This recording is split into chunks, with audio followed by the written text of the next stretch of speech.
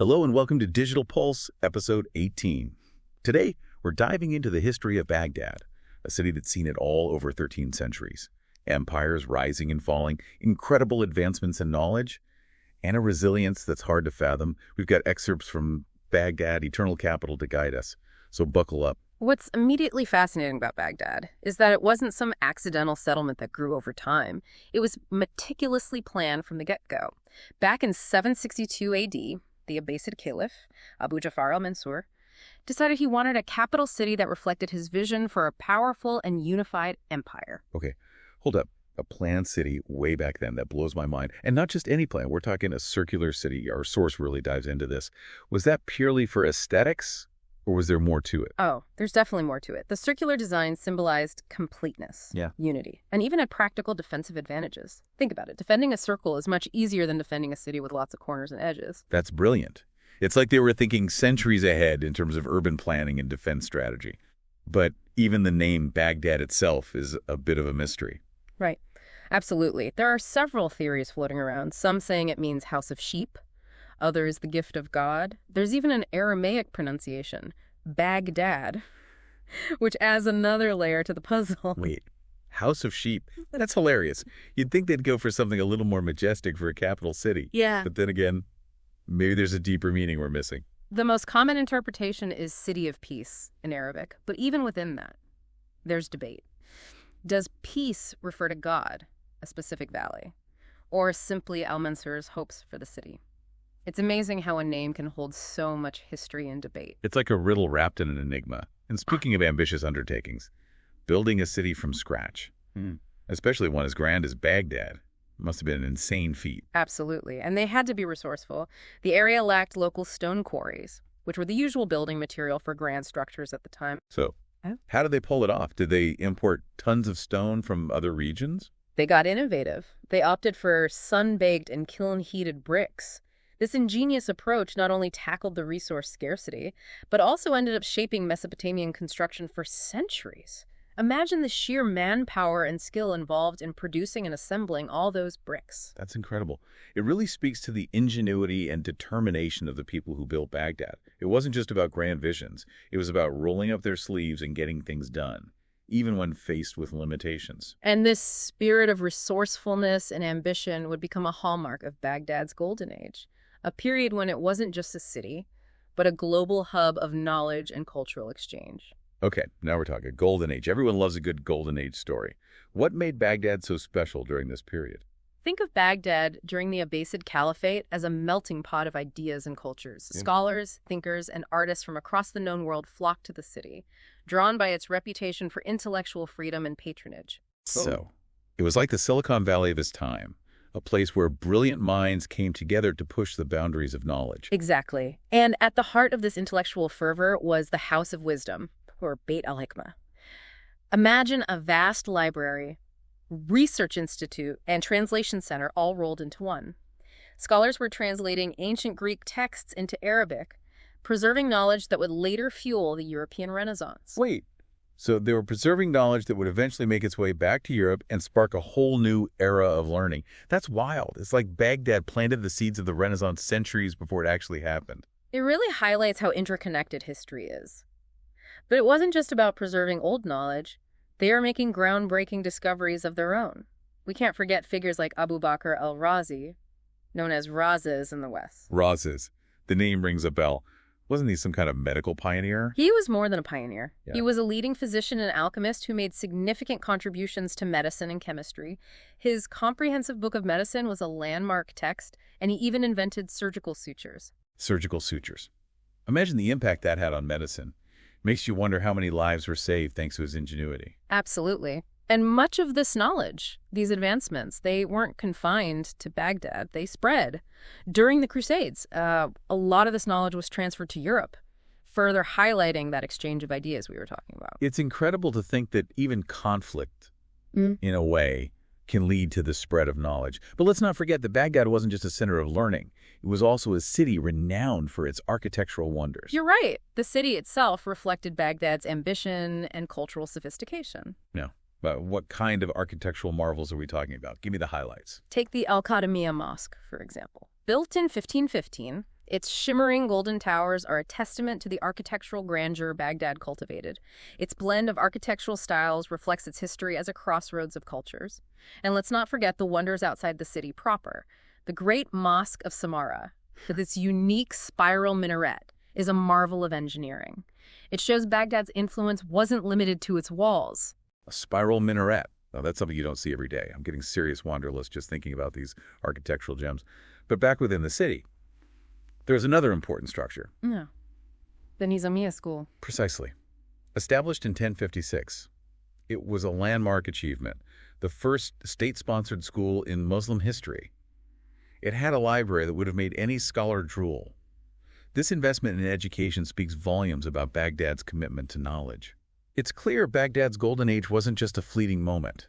It was a sustained period of brilliance that left its mark on the world. But as with all empires and cities, change was inevitable. What happened after this golden age? Baghdad's story is a roller coaster, not a straight line upwards. It was ruled by various empires and dynasties, the Buyids, Seljuks, Mongols, Ottomans, each leaving their own mark. But one event stands out as a particularly devastating turning point: the Mongol sack of Baghdad in 1258. Oh man, the Mongols. You always hear about their brutal conquests. What was the impact on Baghdad? It was a catastrophe. The destruction was immense, marking the end of the Abbasid Caliphate. It wasn't just about buildings. It was the loss of countless lives, the scattering of scholars, the destruction of libraries and knowledge.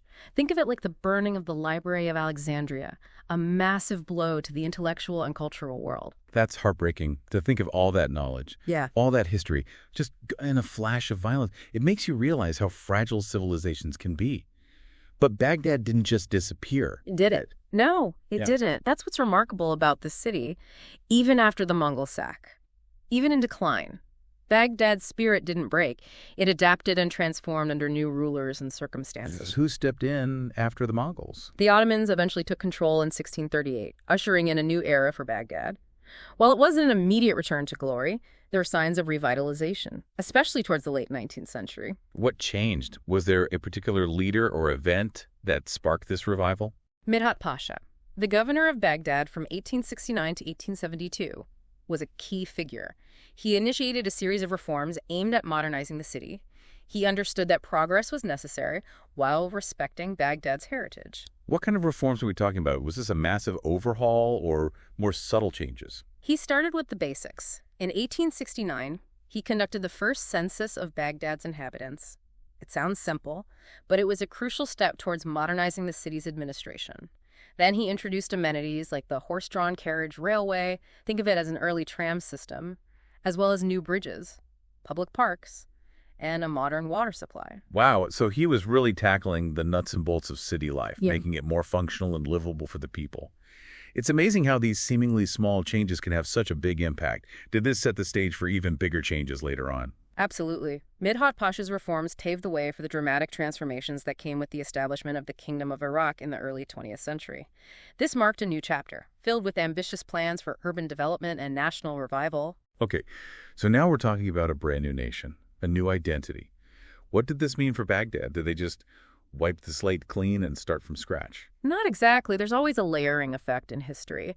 The British occupation in 1917, following the collapse of the Ottoman Empire, brought a new wave of architectural and urban planning influences. Right. The British were known for their empire building and their, Yeah. shall we say, particular style of urban planning. What kind of impact did they have on Baghdad? A significant one. British architect James Mollison Wilson was instrumental in shaping Baghdad's urban landscape during this period. He introduced the concept of the Garden City, emphasizing wide streets, green spaces, and a more organized approach to urban development. Think tree-lined avenues and spacious parks integrated into the city fabric. So they were trying to bring a bit of English countryside charm to the bustling streets of Baghdad. Was this just an aesthetic choice, or was there a more practical side to it? There were practical considerations, of course. Wide streets allowed for better traffic flow, and green spaces helped improve air quality and create a more pleasant living environment. But it was also about imposing a sense of order and control, reflecting the British approach to colonial urban planning. It's fascinating how these different layers of history, different cultural influences, are all woven into the fabric of Baghdad. But with the birth of a new nation, there's also a need to create a new national identity. Yeah. Right. How did this play out in Baghdad? The 1958 revolution was a seismic shift. It wasn't just a change in leadership. It was a societal upheaval that deeply impacted Baghdad's demographics and development. The city was suddenly flooded with new residents from rural areas, all seeking opportunities. The 1990s were a lost decade for Baghdad. The city was starved of resources, its infrastructure was crumbling, and its people were struggling to survive under the weight of sanctions and political repression. It was a time when hope seemed to have vanished from this once vibrant metropolis. It's hard to imagine enduring such hardship, but even in the darkest of times, there are always glimmers of resilience and the human spirit shines through. Did those glimmers ever lead to anything concrete? Then came the U.S.-led invasion of Iraq in 2003, an event that would irrevocably alter Baghdad's history. The invasion, initially presented as a liberation, quickly descended into chaos, unleashing a wave of sectarian violence and political instability that would engulf the city for years to come. It's a tragic irony that the very act intended to free Baghdad from tyranny would instead plunge it into a new kind of hell. The images of looting, destruction, and sectarian killings that we saw on our TV screens during those years are seared into our collective memory. It seemed like everything was falling apart. The invasion and its aftermath had a catastrophic impact on Baghdad. The city's infrastructure, already weakened by years of neglect and conflict, was further devastated. Basic services like electricity and water became unreliable, and the security situation deteriorated rapidly as various factions vied for power and control. It's as if the very fabric of society was unraveling. Neighbors turned against neighbors, fueled by fear, mistrust, and the poisonous rhetoric of sectarianism. The cosmopolitan spirit that had once characterized Baghdad seemed to vanish overnight. And amidst this chaos, the U.S. administration struggled to establish order and rebuild the country. The decision to disband the Iraqi army, coupled with the controversial de-Baathification policy, created a security vacuum and fueled resentment among large segments of the population. It's like they ripped out the foundation without having a clear plan for rebuilding. The result was predictable: instability, violence, and a fertile ground for extremist groups to take root. How did the city cope with such a fundamental breakdown? As the security situation worsened, Baghdad's urban landscape started reflecting the divisions and anxieties of the time. Concrete blast walls, checkpoints, and razor wire became ubiquitous features, dividing neighborhoods and transforming the once open city into a fragmented and heavily fortified space. It's a stark visual reminder of how conflict can reshape a city, not just physically, but also psychologically. The sense of freedom, openness, and connection that had once characterized Baghdad was replaced by a pervasive atmosphere of fear and mistrust. And this climate of fear had a profound impact on Baghdad's demographics. The city witnessed a wave of forced displacement as families fled their homes to escape sectarian violence and persecution. Neighborhoods that were once mixed became increasingly homogenous, further entrenching the divisions within the city. It's a heartbreaking tale of how a city that was once a melting pot of cultures and religions was torn apart by the forces of sectarianism and political manipulation. It feels like a complete reversal of the city's golden age, when it was a beacon of inclusivity and progress. Even as the violence subsided in the late 2000s, the scars of conflict remained. Baghdad faced the daunting task of rebuilding its infrastructure, healing its social fabric, and restoring a sense of normalcy to its traumatized population. It's a challenge that continues to this day. Baghdad is still struggling to overcome the legacy of war, sanctions, and political instability. But amidst the challenges, there are also signs of hope, resilience, and a determination to reclaim the city's legacy as a center of culture, learning, and commerce. Baghdad today is a city in transition, grappling with its past while striving to shape a better future. Its story is a reminder of the fragility of peace, the enduring power of the human spirit, and the importance of responsible leadership and sustainable urban planning. What stands out to me from this deep dive into Baghdad's history is its remarkable ability to endure and adapt. It's a city that has been knocked down time and time again, yet it always seems to find a way to rise from the ashes. Exactly. Baghdad's story is a testament to the human capacity for resilience, creativity, and hope, even in the face of unimaginable hardship. It's a reminder that cities are not just physical spaces. They are living organisms that embody the dreams, struggles, and aspirations of their inhabitants. As we conclude this deep dive, I'm left with a sense of awe at Baghdad's enduring spirit and a hope that it will one day reclaim its rightful place as a beacon of civilization and progress. If there's one thing that Baghdad's story teaches us, it's that even in the darkest of times, the human spirit can find a way to endure and even flourish. And that's a powerful message for us all as we navigate the complexities and uncertainties of our own time. So, what does this all mean for us, listeners? Baghdad's history serves as a potent reminder that cities are more than just concrete and steel. They are living testaments to human ambition, resilience, and the enduring power of the human spirit. Their stories are our stories, reflecting the complexities of our shared history and the challenges and opportunities that lie ahead. And with that, we wrap up our deep dive into the captivating history of Baghdad. We hope this episode has sparked your curiosity and inspired you to explore this remarkable city's past, present, and future. Thanks for joining us. Until next time, keep exploring.